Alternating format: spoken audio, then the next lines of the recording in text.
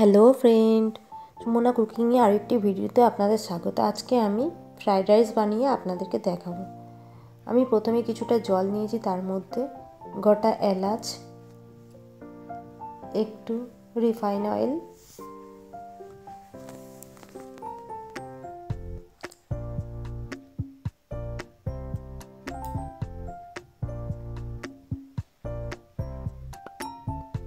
আর একটু চিনি আর একটু স্বাদ মতো নুন দিয়ে দেব।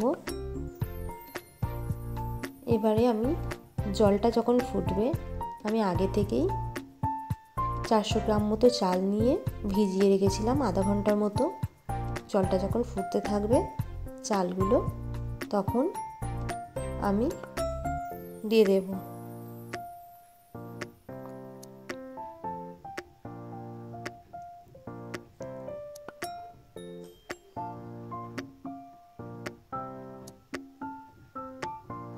জল ফুটতে শুরু করেছে, এবার আমি চালগুলো ঢেলে দেব।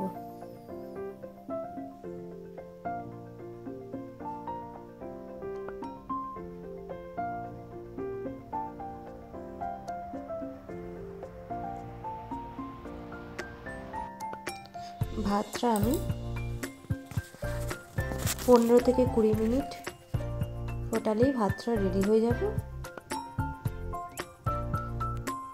আমি এবার অন্যদিকে একটা কড়াই নেব। কড়াইয়ের মধ্যে আমি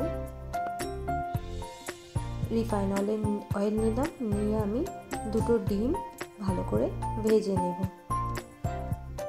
একটু নুন দিয়ে দেব, দিয়ে ডিমটা ভালো করে ভাজা ভাজা হয়ে গেলে ডিমটাকে আমি তুলে ফেলবো।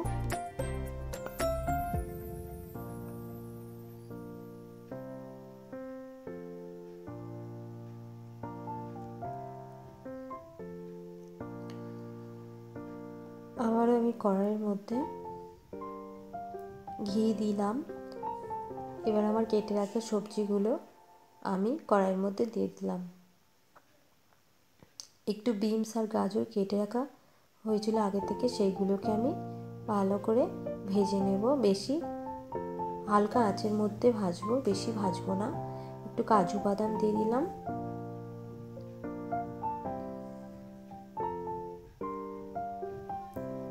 এবার আমার ভাজা হয়ে গেছে, আমি ভাতগুলোকে আস্তে আস্তে দিয়ে দিলাম, দিয়ে নাড়ানাড়ি করলাম। অল্প অল্প করে ভাত দিলাম, একটু সয়া সস দিয়ে দিলাম। সয়া সসটা সবজির মধ্যে দেওয়া যেত, আমি ভাতের মধ্যে দিলাম।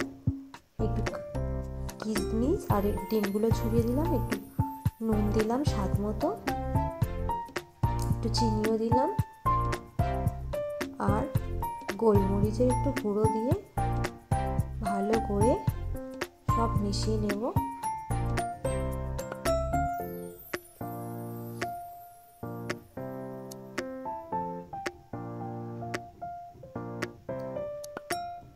আমার ফ্রাইড রাইসটা হয়ে এসেছে। আপনারা কে কোথা থেকে ভিডিওটা দেখছেন একটু কমেন্ট করে বলবেন, আর আমার ভিডিওটা কেমন লাগছে অবশ্যই জানাবেন। তো আমার ফ্রাইড রাইসটা কমপ্লিট হয়ে গেছে।